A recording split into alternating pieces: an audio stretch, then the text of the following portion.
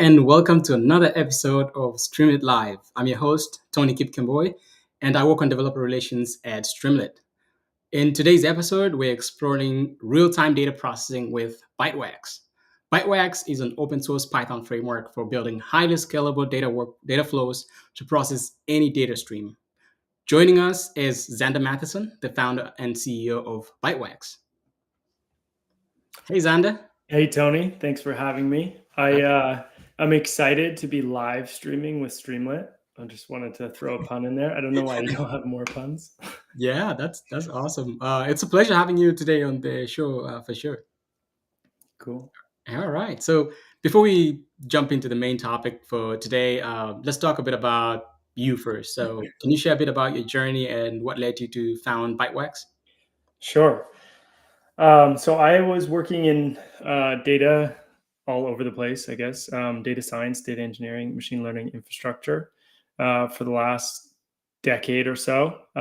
Eventually, I was working on machine learning infrastructure at GitHub, and oftentimes the team struggled, or we all struggled with this idea of inference happening in real time, because you had to process the data and transform the data for features in real time. So I started a company to try and solve the issue of why is it so hard to process data in real time and do inference in real time. Kind of experimented with a few things and finally landed on building an open source stream processor and attempting to build a company around that project. So that's how I landed on Bytewax. That's why I'm here today. My background is kind of convoluted, though. I actually was a civil engineer for a few years. Then I went to business school. Then I worked at an NLP company, and that's where I got really interested in well, at that time, we were moving speech recognition models from hidden Markov models to neural networks, and I got really interested in that. And that's kind of what led the rest of the trajectory. So, yeah. Interesting background there. I think I share some similarities with you a little bit. I did some data engineering a little bit. I'm a dad, you're a dad, so amazing stuff.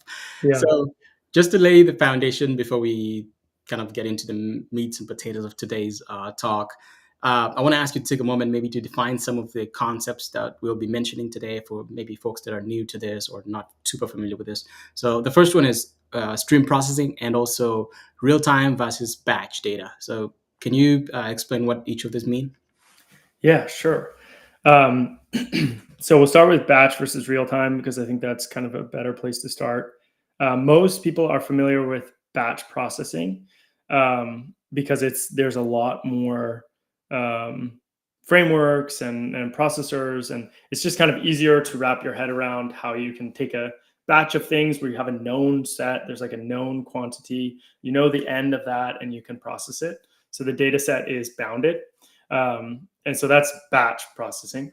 And then so stream processing in relationship to batch processing is when you don't necessarily know the bounds of data and you need to process it as it's flowing through. And so there are different techniques that we can talk about and maybe share with Bytewax, and different things you end up doing with that data so that you can actually process it. But if you think about it, a batch, if you get smaller and smaller and smaller, and that batch, if you actually have data being continuously generated, so most often you do have continuously generated data, and you make a decision to cut things into a batch and process them daily or whatever it might be. But if you move that batch smaller and smaller and smaller, you get to where streaming and batch are actually quite similar. And oftentimes, stream processing technology uses micro batches. So they're like really mini batches. So if you've used Spark before, Spark has Spark structured streaming. And Spark structured streaming is actually just micro batches with a lot of other support on how you get data in and out and guarantees and all that. So that's kind of, stream is like a continuously generated, unbounded set of data. The hard part is like that it's unbounded. So like you don't know the end of data. You don't know if things are in order or not. Batch processing is designed around a batch, a bounded set of data. Now, real time is more like the stream processing is a technology to support real time. So real time is just like what happens in our day-to-day lives. We're talking right now in real time. Everything happens in our lives like fairly real time. And so it's the idea of real time in software and technology is like, how do we take that real time experience and kind of make it happen with stuff like stream processing? You could also use Bash for real time if it's like in the sub-second realm, but then you're in like very nebulous space potentially. Yeah, I think that's a very succinct description there. And I think one thing that I struggled with when I was kind of starting, especially in data engineering, the concept, and I know a lot of people, this is very debatable for most folks, what is actually real time, because most people are like, well, is it, how many microseconds are we talking about and things like that. So I think that's something that a lot of folks have dabbled with in the past. So yeah, I mean, the thing is about real time is it's like, the reason there is some room for interpretation is because it's not a hard definition. Like, it's what's like the definition of real time is something that's perceived to be happening in real time, and who's perceiving that? It's a human, most likely. So the definition of real time can be quite fungible. If you're doing high frequency trading, the definition of real time is probably different than if you're interacting with a website as a human, because the latencies required for high frequency trading are going to be very different than, and what a definition of real time will be different than our definition of a website of like 100 milliseconds or whatever it might be. Yes, absolutely. So this is a great overview of how all these real-time architectures work together. And so how does Bytewax fit into that entire stack? Yeah. So the kind of ecosystem or the stack related to like supporting real time, you're going to have some sort of like storage or transport layer. You're going to want some redundancy in your system. So you'll have a streaming platform or a log-based or messaging platform, whether that's a queue-based or log-based. Generally, it's something like Kafka or Red Panda. We see more and more and more of. There's another project called Nats. And then a stream processor is going to be a consumer of that. So you have producers. Those are going to be your like, it could be a physical or a virtual system. It's generating data. It's putting it into this like storage or transport layer. And then you're going to have consumers on the other end that are going to actually process that data. Sometimes the system is kind of self-contained. So the data goes in and it's consumed and then it's sent back into Kafka. But more often than not, there's an initial source and then there's a final sink. And so those sources and sinks can be many different things. It can be, the sinks can be like a data warehouse, a data lake, a key value store. And then there's like applications and reverse ETL and analytics and stuff on top of those. Or it can be the sink can be back into Kafka. Yeah, so it's equivalent. Yeah, and so to kind of drive this point clearly home for most of our viewers, I want to use an example of a recent workshop that you did with Streamlit and Startree and Bytewax. And so on that workshop, you showed us how to build a real-time pizza analytics dashboard using Streamlit with Bytewax, doing the processing, the orders and product data. And then there was also, after that data is processed, it then get fed into Pinot, Apache Pinot for the analytics, and then eventually displayed on a Streamlit dashboard. So kind of reflecting on that workshop demo, what are some of the key challenges in kind of moving that from a demo version to a robust production system?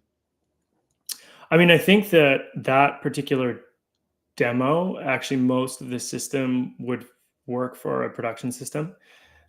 What's hard about moving from like a toy example to production is that you end up, so if someone has used here, I'll show my screen really quick because I actually have that open.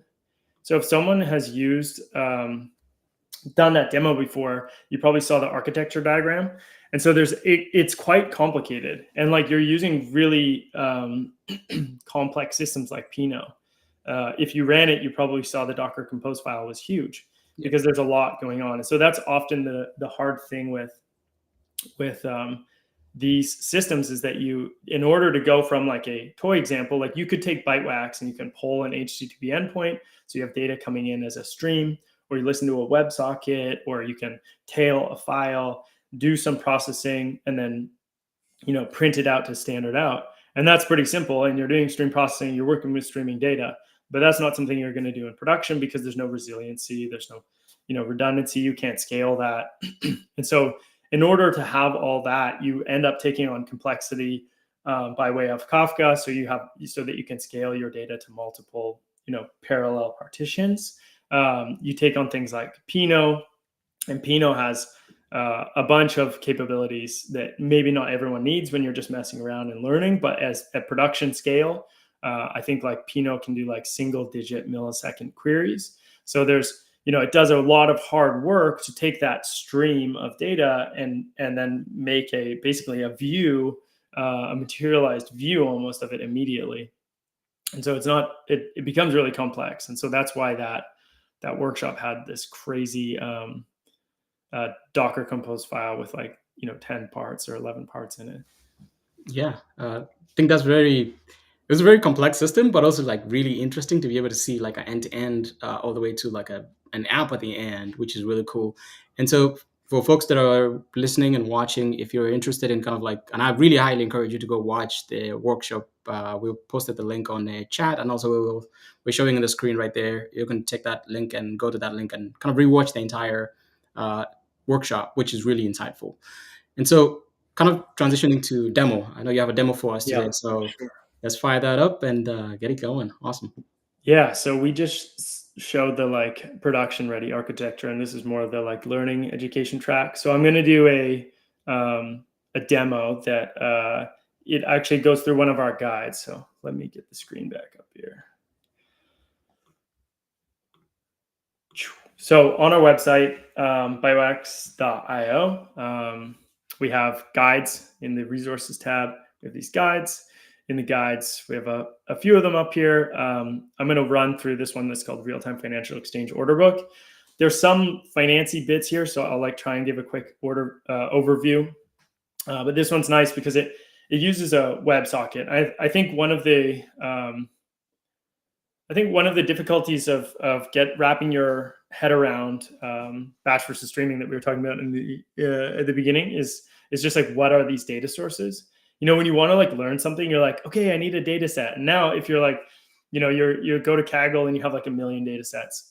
But if you're oh, I need a data source to learn about streaming, kind of is a little bit harder. People are yeah, that's fine. Just set up Kafka and then learn how to send a bunch of data to Kafka and learn how to consume from it, which is quite difficult. So in Bytewax, we've made it really easy to ingest from many different places.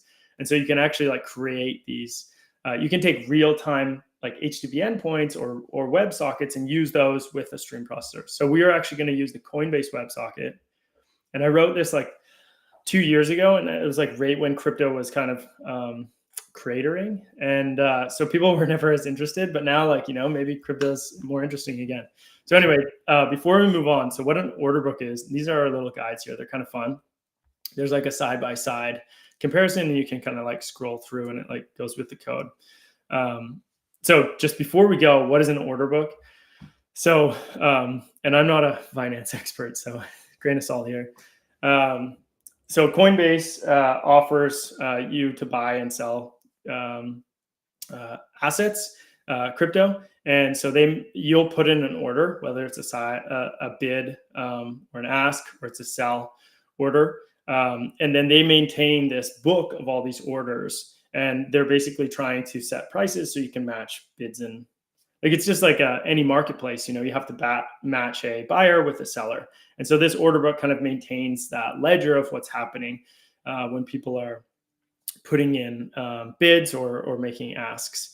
And so people use in finance, this is my understanding, people use order books to get information about what's happening in the market so that they can have some sort of trading algorithm. So that was all I learned in my little setup to get going here. Coinbase has a level 2 data order book, which basically has all the asks and all the bids. And what we're going to do is connect to the WebSocket, and then we'll start building out this and maintaining this order book.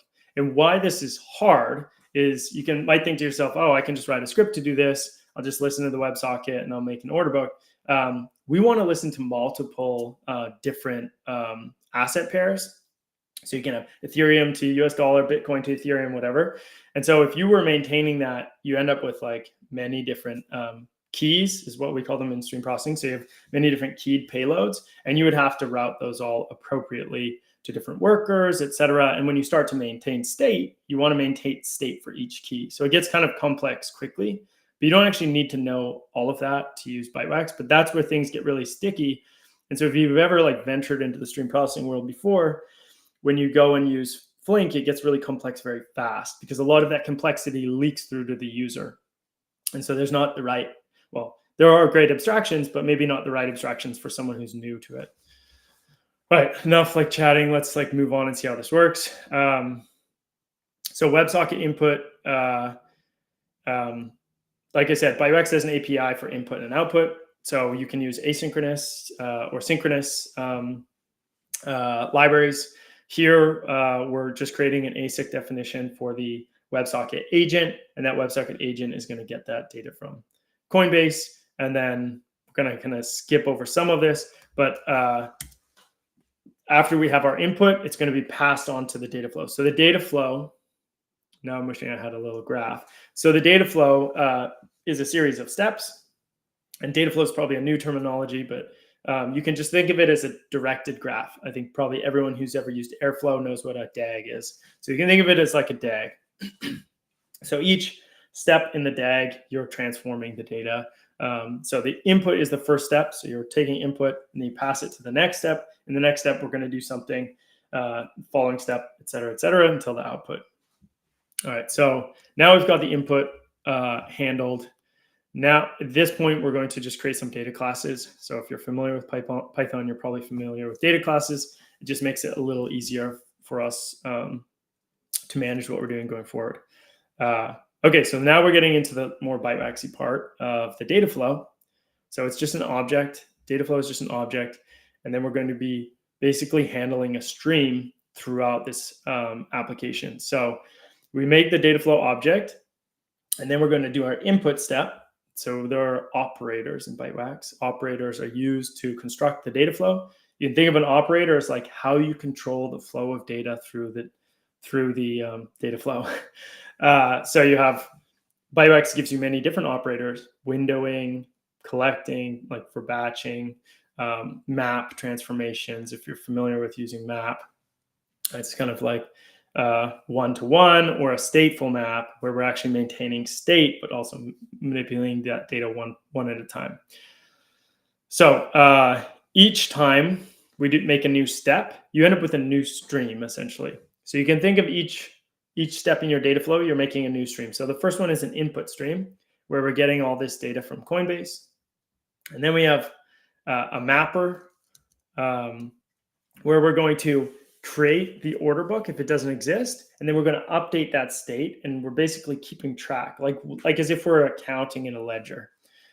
And we're using a stateful map operator here. So we have a stats stream coming out of this, and you'll see what that is in a second. And then the next step, we're going to just calculate the spread. It's like a trivial thing to do, but we're basically going to see if there's any spread between the bid and the ask, or difference, I guess is what I should say, not spread. So that's it. Then we'll filter out spreads that are really small, and we'll print out to standard out the output. So it will look like what's on the screen right here, and we'll go over and run that in the terminal in a second. So this there's a GitHub repo for this. I already have it open. In the GitHub repo, there's another little walkthrough, and then there's the whole data flow. But I have this open in VS Code. So we've got our data flow here. So Bytewax you can run locally, just like a Python file. So you use the Bytewax run module and run your data flow. And that's how you can run it, like if you're running tests or something like that. Right now we're getting the order book, and now we're just streaming orders through. So you can see it just kind of chugging along. So that's how we would run Bytewax if you were running this locally, experimenting. What we also have is a command line tool called Wax Control. So at some point when we move beyond like, hey, I'm just like iterating locally and you want to like move to production, now we have Wax Control, which is our command line tool that allows you to run Bytewax on Kubernetes, or Bytewax data flows on Kubernetes, AWS EC2, or GCP VMs. So team has done a ton of work to make it really easy to deploy things on our platform, which runs on top of Kubernetes, which I'll show in a second, and to scale things multi-node. So when you want to scale Bytewax, you could just add processes here. So you would just use the process flag, and then you would set up separate terminals and run them individually, and those things will communicate to each other. And there's no like additional infrastructure that's used to kind of coordinate, and between those, they sort of self coordinate, just like bees, which is the Bytewax mascot. But anyway, we can run this data flow first here, data flow applied with Wax Control, and we can actually increase the number of processes. So when we do this, what's going to happen, because of the way we designed our input, we're going to split up those different symbols into different processes. So we're actually getting some good parallelization. So in the background, Wax Control set this all up. Now we're getting those spreads again. So we can see some spreads over here. Many of them, there's a big one. I don't know, maybe some people out there could make some money on that. 16. The Bitcoin one will probably be bigger than the Ethereum one, but it's not, because it's not normalized. So anyway, so that's Wax Control. And now the cool thing, or in my opinion, slightly biased, the cool thing about Bytewax is that we can actually deploy that exact same code directly to production on the Bytewax platform or on your own infrastructure if you've configured it to work with Bytewax. So we don't need to change the code at all, and I can just write a small Docker file and then run my data flow with Wax Control again, but to the platform in namespace, specifying that image, which I've already built and pushed. So you need an image. If you're not familiar with Kubernetes, you will probably get familiar with Docker if you use Kubernetes. Because containers run and they're like pod unit. Kubernetes is an orchestrator. Our platform runs on top of Kubernetes. So let's properly copy that, because I don't want to type it all out, and run it and see what happens.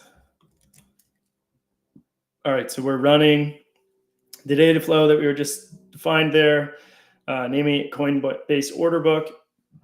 There's this concept of namespaces in the Bytewax platform, which borrows from Kubernetes. So you can isolate your data flows by namespace. You could also isolate them by machine as well if you isolate the namespaces to different nodes. And here we go. I needed to put, it's already deployed, but the platform flag is for some, we need to delete it now. Delete, df delete.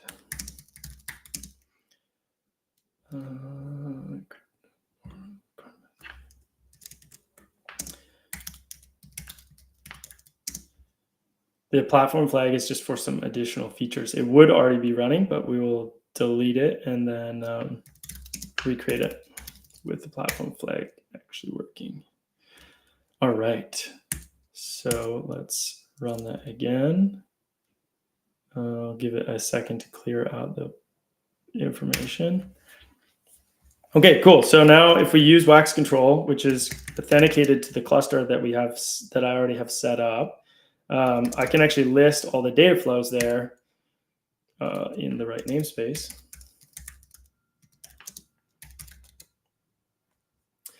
And we can see there's some stuff running here, but here's my Coinbase order book, the image, etc. And so that's what the command line tool allows you to do. But then in addition, there's a little like platform UI. So this is our internal lab cluster. There's a authentication integration via OpenID Connect. So we were using Cognito there. And then we can see all of our data flows running.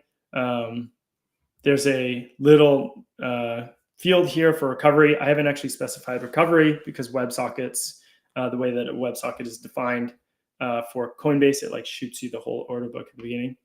So anyway, but some of them do. So cloud backup and recovery enables you to, like, if there's a disaster, you can recover from that. It's separated and written to S3 compatible backend. But anyway, so we have our order book running here, stateful map, step, and a filter, and an output. And then we can see our output. And it's the same thing you saw running on the terminal there. We're just writing to standard out. And here I can select, I don't only run it with one processes, but if I wanted to redeploy that with multiple processes, it would be pretty simple. I would just add a new line here. Actually, can I add a new line there? I think I could just go like this. This might work.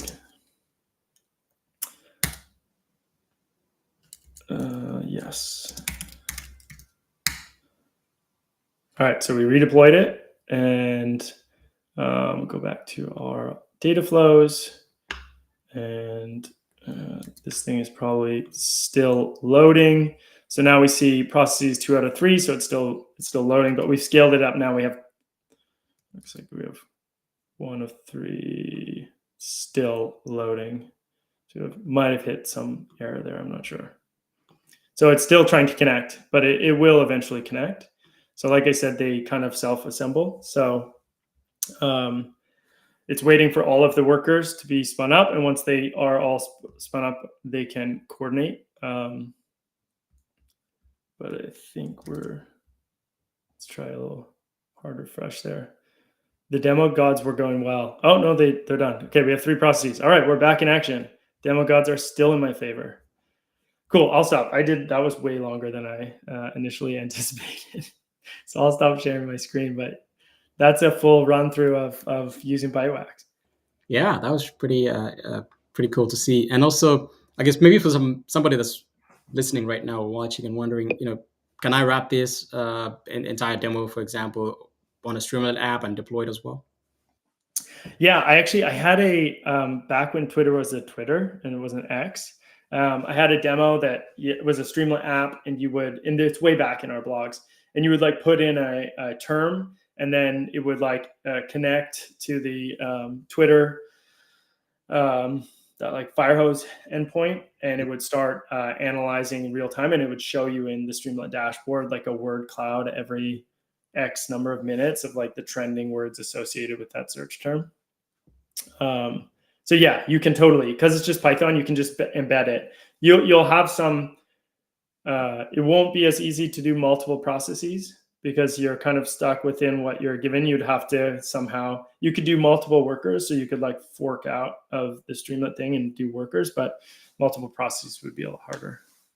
Oh, awesome. Yeah, I think folks might be interested in going and digging through your tutorials and finding that as well. And so I know you mentioned that Bytewax kind of meshes pretty well with Python frameworks, and I know Python, there's a lot of tools, libraries out there. So is it easy for developers to kind of integrate Bytewax into their existing Python projects, for example? Yeah, so so Bytewax has a Rust part to it, but it's basically the like communication and execution piece, and the rest is Python native. So it's really, you can just drop in whatever Python library you want to use with Bytewax. So say, for example, you wanted to use, like window, I don't know, every 5 minutes, and you wanted to take that data, turn it into a Polars or Panda data frame or a NumPy array, and then do some analysis on that. You can very easily do that. You don't it's like, it will fit within the normal workload you're used to, or workflow, sorry. Great. So from your opinion, I know from all your interactions with different people dealing with real-time data. So how's real-time data processing kind of shaping the way businesses innovate and stay ahead of the competition these days? Yeah. This is like a hotly debated topic right now. Is like streaming going to stay niche forever? Is real-time like that important? Yeah, from my perspective, what I have seen is there are a lot of like startups and younger companies that have like found Bytewax and started to use that to offer capabilities that the incumbents don't have. So for me, that's like one great signal in the market that actually there's a way to compete. I mean, it also depends on if they're successful, but we have seen this in the past with like well-capitalized companies that are really well-resourced, that are leveraging real-time data to provide an experience or to provide something that really isn't doable. So without, like, Uber is like my best example of this. So, startup fighting the taxi companies, and they're able to provide a real-time experience where they match that driver with the user, and they actually compete. So first they were competing with the taxi companies. The taxi companies could not compete against that. But then they're competing against Lyft. So Lyft and Uber are competing on who can match the rider and the driver, the best rider and driver, the fastest, and provide it back to the customer. So there's all this optimization and this whole brain that they both developed to try and make that experience the best. And ultimately, whoever can get it fastest and get the right driver for the right rider wins. So there's like a lot of things going on there, but core to their technology is a lot of real-time infrastructure and streaming infrastructure. So you have Kafka, and there's blogs written on this in Uber Engineering. You have Kafka, Flink, Pinot, or they use something similar to Pinot, but there's all of this real-time infrastructure to support that that whole piece of their business. So I think there are many. That's like Uber's one, but there are many of those examples probably coming in the future. So that's one piece I think about. And then like what drives some of that, I think, is like when you start to be able to automate decision making. Like if you think about the taxi example, like, there was an operator in the past. So you called and that person matched the taxi to the person who was calling. I don't know, maybe remember, like, you call the number and then they're like, hold on, I'm going to see if someone's in your area. And they like go and they look to see if someone's in the area, that call that and send it back. So that was automated away with technology. And part of that is like this ability to write some algorithms or leverage machine learning, where you can kind of take those rules in that decision-making process, whether it be deterministic or probabilistic, and like embed it into code or a model. And so the more we do that, I think the more you're going to need is like real-time systems and technology to support real-time, because you're going to have more continuously generated unbounded data sets, and you have more decision-making happening that's automated and happening in real time. Yeah. And it's just interesting, you mentioned, you bring up that, and, looking at my life every day, I interface with real-time data everywhere. I order that food and I want to kind of see where the car is at all times and things like that. And Netflix, for example, just want to watch different shows. There's a lot happening in the back, in the back end that users, it's kind of abstracted away, but it's really cool stuff happening in the back. And so kind of shifting gears to the hot topic in the world at the moment, AI. So for apps that kind of use RAG, which is Retrieval Augmented Generation, for maybe folks that are not familiar with it. So having up-to-date data is very crucial for these applications. So can you walk us through how Bytewax does help these generative AI apps by providing them with the latest data? Yeah. So what I just spoke about, which is more like operations of a business and like automating that. The other piece where data stream processing has been used for a long time, streaming and stream processing, is ingesting data into searchable databases. And so the actual action of taking data from a streaming system like Kafka and then putting it somewhere else, like the connecting these disparate data systems, I think that was one of the like early use cases that was broadly adopted. And so RAG is a great example of that.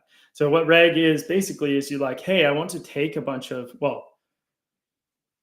the thing that supports RAG, I should say.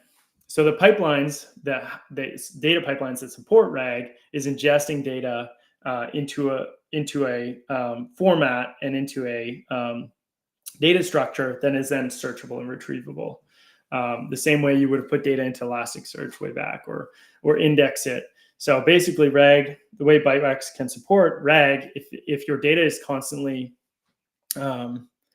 required to be up to date. Like I think we all remember when like ChatGPT first came out, and it would give you that like canned answer, like, oh, my training history is from 2021 or whatever.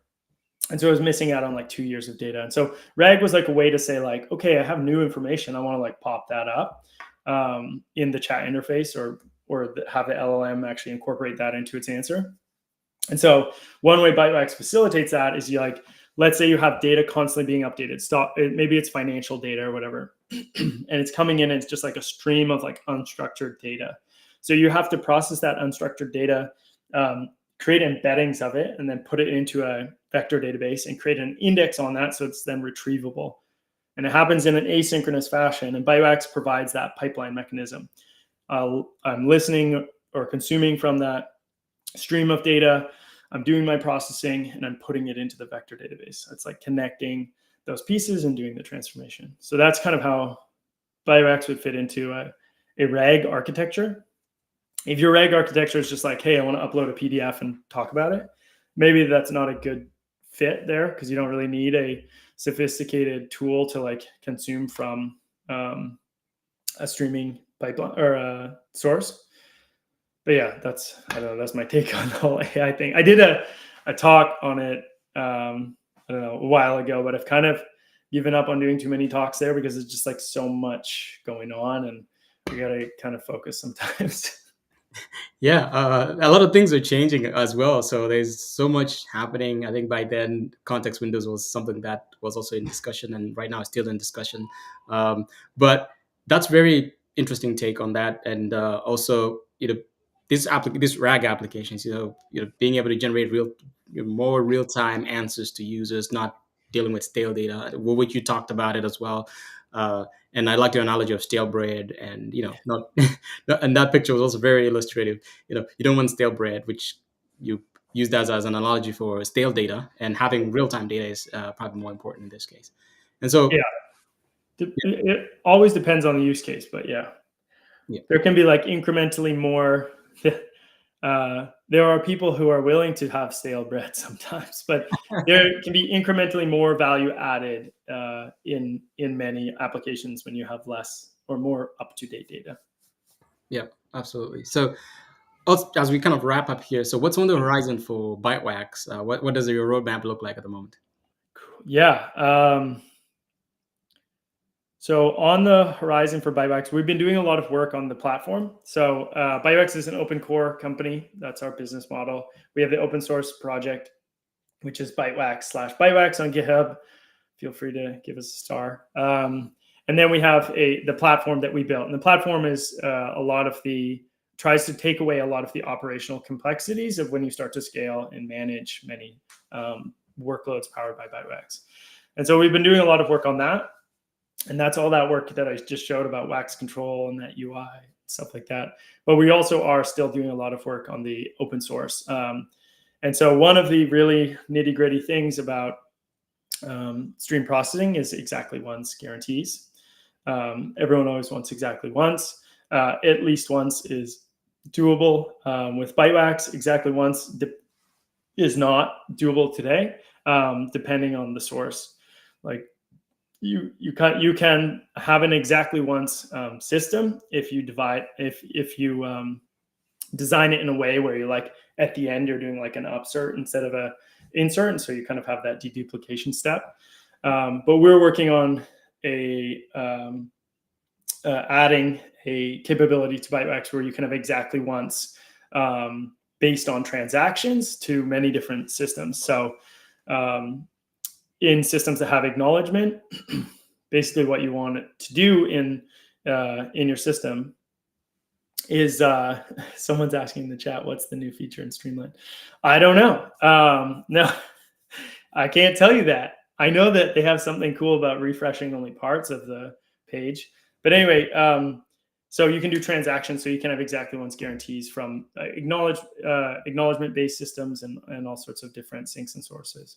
So that's a big thing we're working on. That's like a huge capability that we're adding to the open source. Oh, very exciting stuff coming up. And so, I guess to answer the person's question, Yeah, with Streamlit, we have SD Fragment and we have so many others. If you go to our docs page and also on our forum, you'll be able to see some of the new stuff that we're pushing out as well. And so, uh, can you share any advice with our audience for maybe those who are interested in dabbling with real time analytics or actually pursuing a career in it? Yeah. Advice. I mean, I hate giving out advice. Um, it's like if you're trying to get started with real time, you need a good use case. Like if you're working in a company, I mean, part of your job is to actually promote on why this will add value. So I think my advice is always like, look for areas where you can actually add value, and then chase it down from there. Because ultimately, otherwise, it can be a great education experience, but um, it's maybe not going to go to production, so you won't get the same learning experience. Yeah, awesome. And for maybe people that are interested in Bytewax now, where can they learn more about Bytewax and maybe experiment with some of the stuff that we just talked about? Yeah, the guides. So I showed you the guides. So bytewax.io/guides, and then the blog. We're always putting stuff out. The connecting Streamlit. I see a question there. Connecting Streamlit and Bytewax. That's a blog post that's quite old. So you'd probably have to go back, 4 or 5 pages in the blog. That's where it is. I actually don't even know if I can like post things in the chat there, but that's where you can find that. If you're looking for me on LinkedIn, my profile, I think there's only one, Zander Matheson. So you can probably find me. Z or Zed, Ander Matheson, Matheson. Yeah, and if anyone out there is interested in learning more about Bytewax or has any feedback, I always love to chat. So hit me up on LinkedIn or send me an email or something, or join our Slack community, which you can find on the website. Pretty cool. And Caroline is also sharing the links in the chat if anybody is interested as well. And we probably add some in the description on YouTube as well. And so, that's been a really great session today, Zander. So thank you so much for joining us today. Yeah, thanks, Tony. It was fun to be here. Oh, awesome. All right. And I want to extend my thanks to you, everyone that's watching this, for tuning into this episode today. And don't forget to follow us on social media to catch all of our updates. And also don't miss out on notifications for future episodes that are coming up. And with that, see you next time and happy streaming. Goodbye for now.